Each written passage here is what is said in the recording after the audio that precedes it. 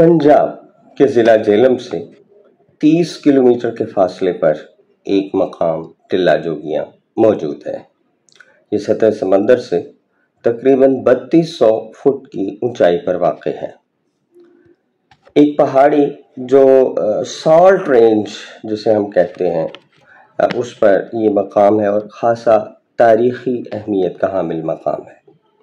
इसके साथ बहुत सारी रवायात मौजूद हैं और क़दीम ज़माने में जो पूरे बरे-सग़ीर के अंदर जोगियों की रवायत है या जिसे हम योग भी कहते हैं, जोगी और योगी एक ही वैसे लफ्ज़ है, इसका सिलसिला यहाँ पर मौजूद रहा है।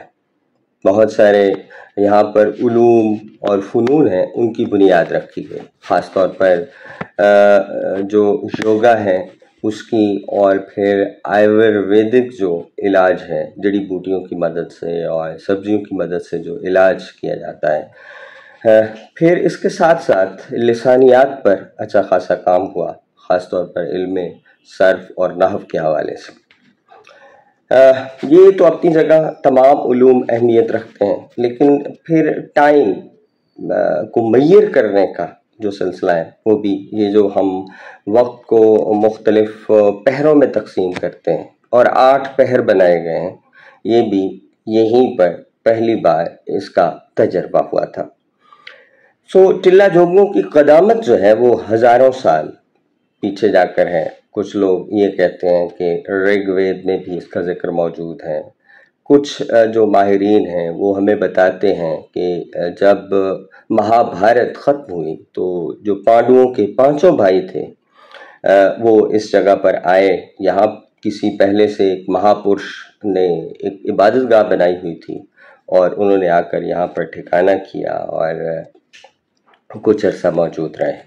लेकिन इसकी सही जो रवायत है या पुख्ता रवायत है वो हमें अलेक्जेंडर यूनानी जो है, या जिसको हम सिकंदर यूनानी कहते हैं, उसके हमले से हुई है। क्योंकि जब उसने पोरस पर हमला किया तो पोरस का एक हाथी, एक रवायत है, ये सच है ये झूठ है, इसके बारे में फ़िलहाल कुछ नहीं कहा जा सकता, वो हाथी जो था वो पहाड़ की बुलंदी के ऊपर चला गया और फिर वहाँ से पोरस से मुखातिब हुआ कि तुम अलेक्जेंडर के साथ लड़ाई ना करो।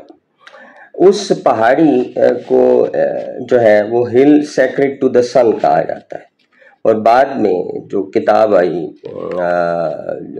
जो एक माहिर आसार कदीमा यहाँ रहे, अलेक्जेंडर बकिंघम की, उसकी किताब 1881 के लगभग पब्लिश हुई और उसमें उसने the ancient geography of India उसकी किताब का नाम है, उसमें उसने टिल्ला जोगियाँ का जिक्र किया हुआ है। और मैंने पिछले दिनों जब मुस्तनसर हुसैन तारड़ का नावल मंतिक़-उत-तैर जदीद पढ़ा तो उसमें भी उसने इस रवायत का जिक्र किया हुआ था, हिल सेक्रेड टू द सन।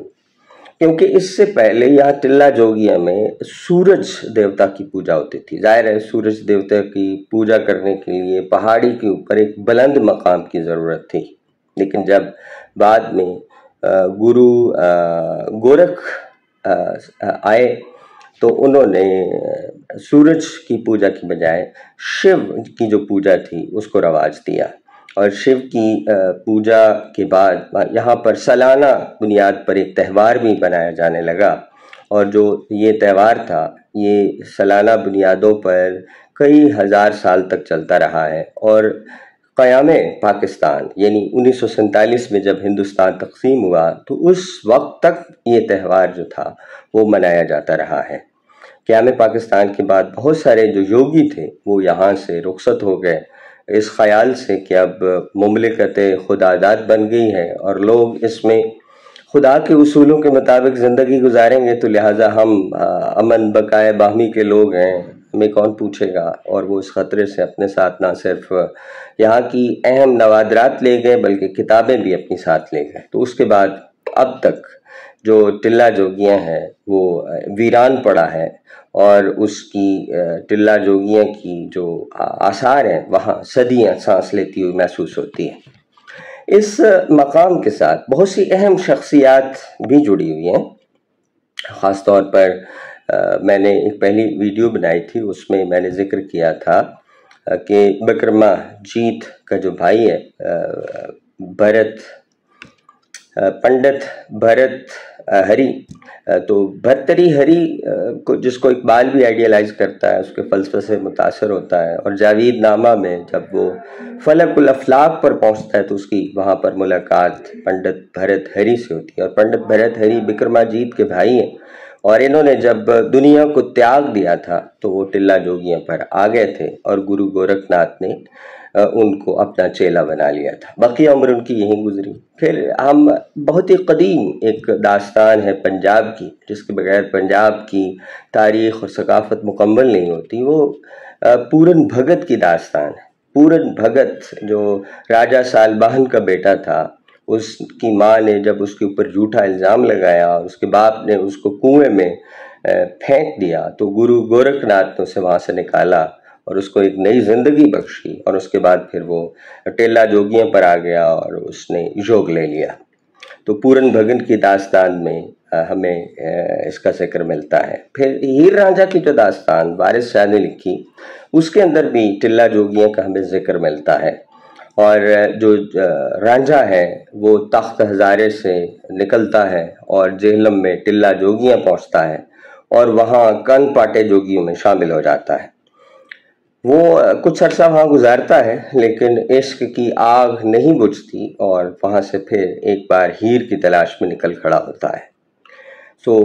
ہیر کا جو عاشق رانجھا ہے، اس کا تعلق بھی اس کے ساتھ جا کر جڑ جاتا ہے. پھر بہت سارے بادشاہ، جیسے ہم نے پہلے ذکر کیا الیگزینڈر کا، پورس کا، پنڈت بھرتری ہری کا، بکرما جیت کا، راجہ سالواہن کا، پورن بھگت کا، تو اس کے ساتھ جو ابو الفضل کا اگر اکبر نامہ پڑھیں تو اس میں بھی ذکر ملتا ہے کہ اکبر 2 دفعہ ٹلہ جوگیاں پر آیا تھا، اور یہاں کے یوگیوں نے بادشاہ سے یہ مطالبہ کیا تھا کہ ہمارے پاس پانی جو ہے وہ موجود نہیں ہے اور مشکل ہوتی ہے پانی یہاں پر لانے تک.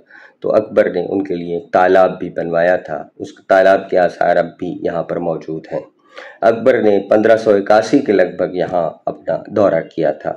اس کے بعد پھر جہانگیر قید آتا ہے. تو جہانگیر کے جو تسکے جہانگیری ہے، اس میں بھی یہ ذکر ملتا ہے کہ جہانگیر نے یہاں پر دورہ کیا اور اپنا دربار لگایا. اس کے بعد بابا گرو نانک کو اگر دیکھیں اس کے عہد کو، تو اس میں بھی بابا گرو نانک جو تھے وہ ٹلہ جوگیاں پر تشریف لائے، 40 دن تک یہاں چلہ کرتے رہے. بعد میں جب راجہ رنجیت سنگھ کی حکومت قائم ہوئی تو راجہ رنجیت سنگھ نے یہاں پر ایک یادگار تعمیر کی بابا گرو نانک کی. وہ آج بھی وہاں موجود ہے، اور اس کا جو سٹرکچر ہے حیرت انگیز طور پر قائد اعظم کے مزار کے ساتھ بھی ملتا جلتا ہے. اس کے سٹرکچر یا نمونے اور قائد اعظم کے مزار کے نمونے میں گہری مماثلت موجود ہیں. اس پر ہم پھر کسی وقت بات کریں گے. لیکن گرو نانک اور اس کے بعد پھر ظاہر ہے اور بہت سارے لوگ یہاں پر آتے جاتے رہے اور ان جوگیوں سے یوگ حاصل کرتے رہے. یہ کوئی عام جوگی نہیں تھے.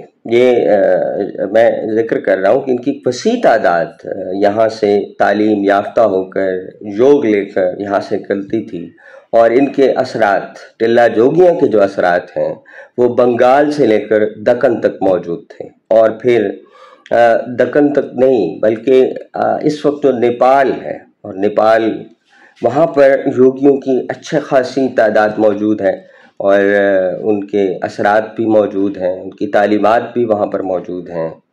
اور جو گورکھ علاقہ ہے نیپال کے اندر، وہ دراصل گرو گورکھ ناتھ کے نام پر ہی اس کا نام گورکھ جو ہے وہ پڑ گیا ہے. نیپال کے اندر ظاہر ہے کہ ان کے اثرات آج بھی تلاش کیے جا سکتے ہیں. تو ان عظیم شخصیات کی جو یہاں پر موجودگی رہی ہے وہ بہت دلچسپ ہیں. اور گرو گورکھ ناتھ اس میں بڑا امپورٹنٹ فگر ہے، جس نے شیو کی پوجا کو یہاں رواج دیا. اور اس کے پھر 12 آگے چیلے تھے. ان 12 چیلوں نے آگے 12 پنتھ قائم کیے ہیں. 12 پنتھ उन के चेलों से आगे चले 13वां पंथ भी मौजूद है। फिर एक जाफरिया पंथ भी है जो एक मुसलमान पीर हज़रत जाफिर की बुनियाद पर आगे चलता है।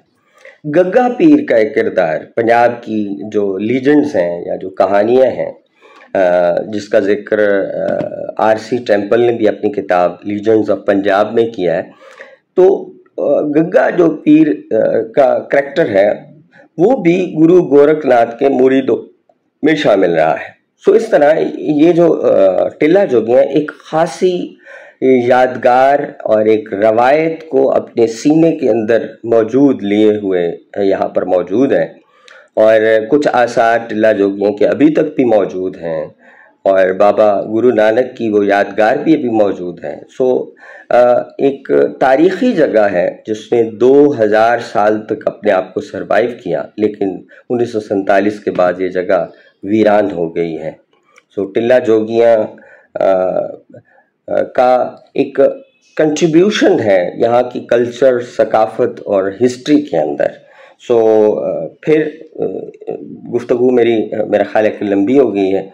इस पर मज़ीद इसके मुख्तलिफ़ पहलुओं पर हम बात करेंगे और कर सकते हैं।